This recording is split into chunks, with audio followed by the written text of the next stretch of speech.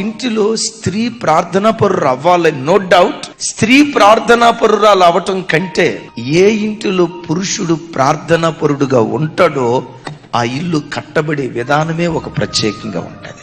పరిశుద్ధ గ్రంథమైన బైబిల్లో సొలొమోను తాను రాజుగా పట్టాభిషేకం చేయబడి ఒక అద్భుతమైన మందిరం కట్టిన తర్వాత ఆ మందిరంలో ఉన్న బలిపీఠం ఎదుట మోకాళ్ళుని 2 చేతులు ఆకాశమందలి దేవుని వైపు ఎత్తి ప్రార్థించినట్లుగా దేవుని యొక్క లేఖనాల్లో చూస్తుంది. బైబిల్లో ఎక్కడన్నా చూడండి. అబ్రహాం అయ్య ప్రార్థనాపరుడు, రెబెక్కమ్మ తల్లి గర్భం మోయబడితే ఇస్సాకయ్య ప్రార్థన చేశాడు, యబ్బోకు రేవు దగ్గర యాకోబు ఆ రాత్రంతా దేవుని సన్నిధిలో పెనుగులాడుతూ వచ్చాడు. ఓ భర్తలారా నా వైపు చూడండి, ఓ పురుషులారా నా వైపు చూడండి. ప్రార్థన విషయంలో నీ భార్య కంటే, నీ ఇంట్లో ఉన్న స్త్రీల కంటే ప్రార్థన విషయంలో ఒక మెట్టు ఎత్తులో మనం బ్రతకటానికి దేవుడు కృప చూపించును గాక.